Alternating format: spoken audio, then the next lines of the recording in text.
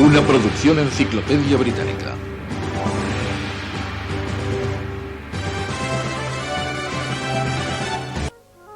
Meiosis.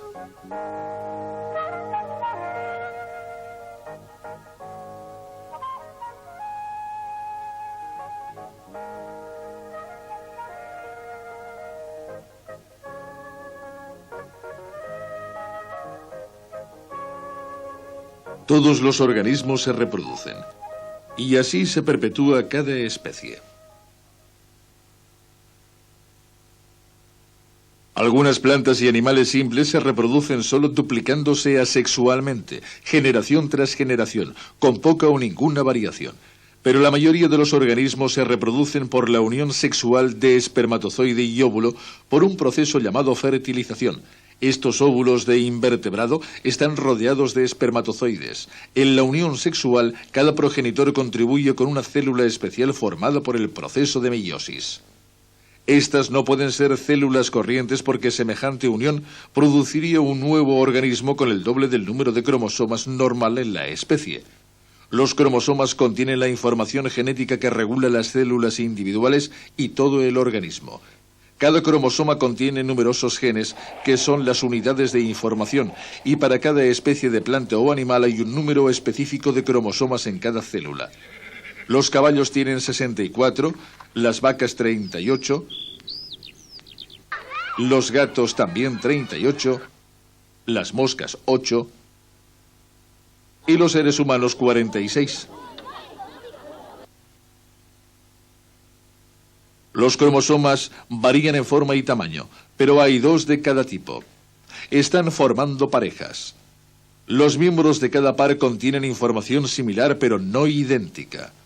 Son homólogos. Todas las células de los organismos superiores, menos las reproductoras, tienen cromosomas homólogos. Son diploides. Las células reproductoras, los gametos, son diferentes. Contienen solo la mitad del número total de cromosomas de cada par. Estas células son haploides. Los gametos se producen en los órganos reproductores de machos y hembras. Cuando un gameto de macho, o sea, un espermatozoide, se une con un gameto de hembra, un óvulo, el proceso se llama fertilización y se produce un óvulo fertilizado, un cigoto. Esta nueva célula es diploide porque tiene cromosomas homólogos, un conjunto del padre y otro de la madre. El cigoto se multiplicará por división celular, crecerá y se convertirá en adulto. Los cromosomas pueden hacer copias de sí mismos. Aquí vemos un cromosoma que ha hecho una copia de sí mismo. Estas dos copias, llamadas cromátidas, unidas por el centrómero, son normalmente idénticas. Este es un par homólogo, dos cromosomas similares compuestos por dos cromátidas idénticas. Los gametos se producen en un tipo de división celular en que el número normal de cromosomas se reduce a la mitad. Esta división celular se llama meiosis. Cada gameto acaba teniendo una copia de uno de los cromosomas de cada par.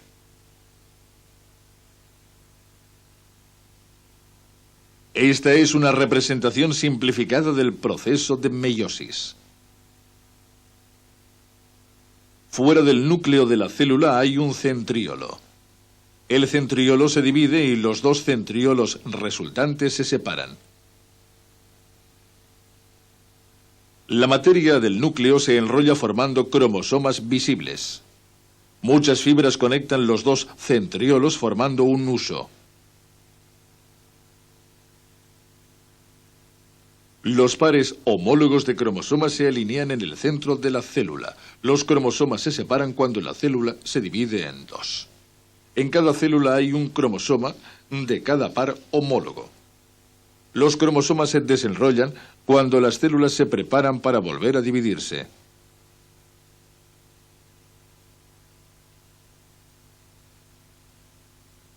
Durante la segunda división se forman nuevos husos.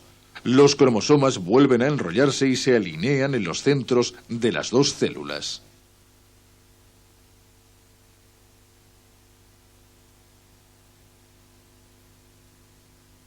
Las cromátidas se separan por escisión de los centrómeros y forman los gametos individuales. Se han producido 4 gametos. Cada gameto es haploide. Tiene la mitad de cromosomas que la célula original.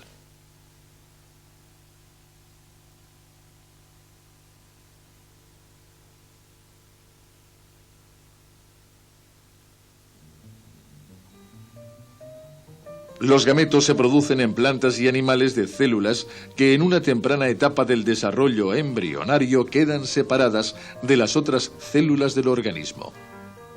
Están en órganos especializados. En la mayoría de las plantas los gametos se forman en las flores. El polen, el gameto macho, se produce en las anteras. Los óvulos se forman en los ovarios. Los granos de polen desarrollan túbulos que en la fertilización se extienden hasta el óvulo. En agua de azúcar o en miel se ven crecer los túbulos del polen. De la unión del núcleo del polen y del óvulo surge una semilla, el principio de una nueva planta.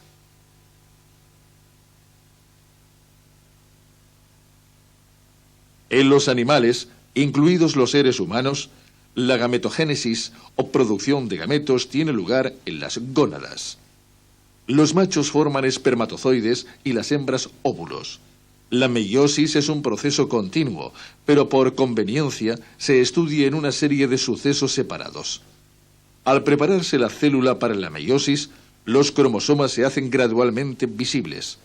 Ello se debe a que las largas fibras de los cromosomas se enrollan varias veces sobre sí mismas, cobrando espesor. Al enrollarse los cromosomas, empiezan a reunirse delgadas fibras alrededor del núcleo formando el huso. La membrana nuclear desaparece. Cada cromosoma está compuesto de 2 cromátidas idénticas. Cuando las cromátidas del cromosoma homólogo están una junto a la otra, puede haber intercambio de material genético. Esto es de gran importancia en la herencia y se llama entrecruzamiento.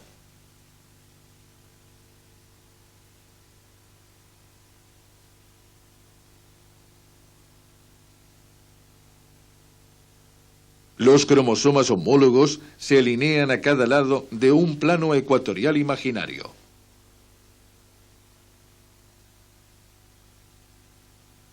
Los cromosomas se mueven hacia polos opuestos.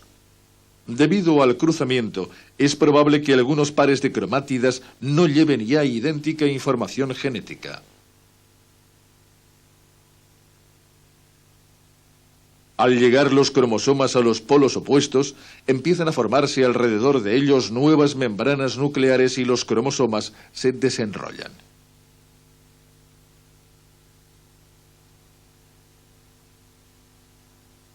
Muy pronto las 2 células comienzan a dividirse otra vez.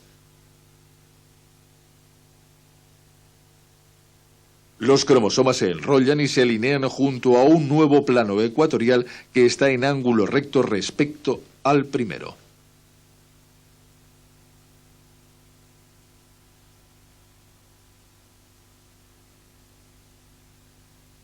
Las cromátidas se separan y van a polos opuestos.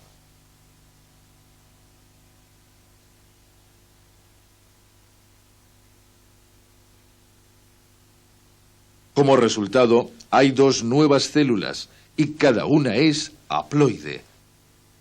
Se han formado por meiosis de una célula diploide. Se forman sus núcleos y se desarrollan nuevas membranas nucleares.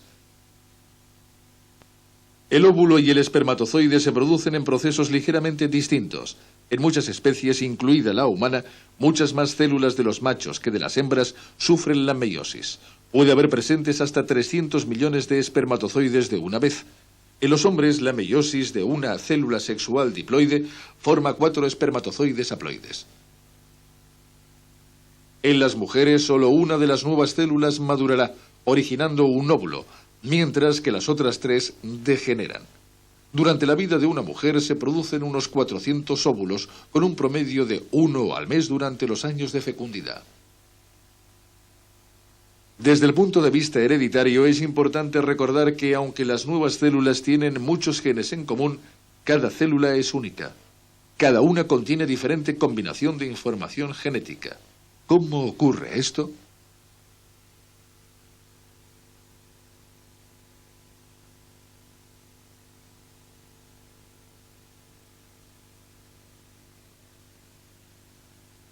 En los organismos superiores todas las células, excepto los gametos, son diploides. Tienen dos conjuntos completos de información genética. Estos son los cromosomas de un hombre. ¿Por qué hacen falta dos conjuntos? Porque ello permite la gran variedad humana.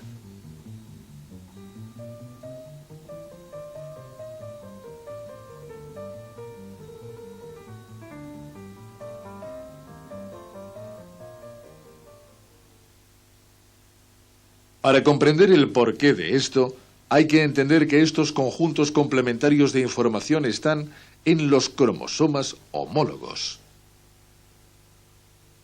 Cada cromosoma tiene genes, que son las unidades de información.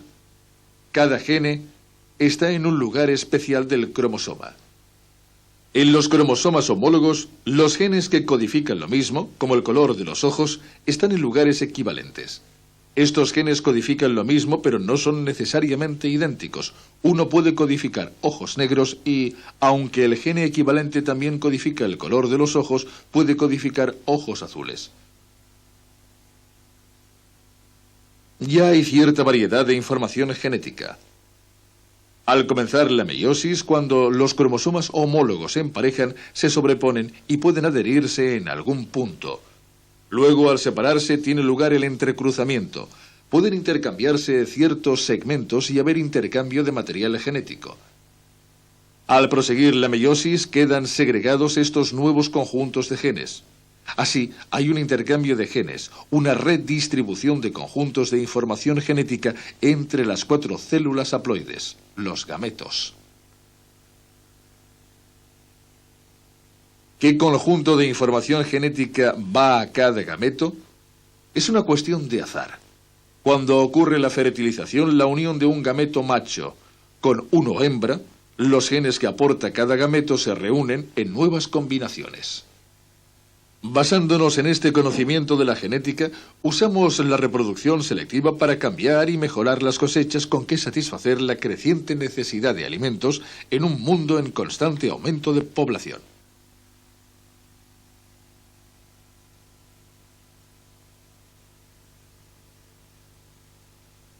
El entrecruzamiento, la recombinación y la fertilización son procesos que hacen posible formar nuevas combinaciones genéticas. Cuando se consideran esos 3 medios, el número de combinaciones posibles es inmenso.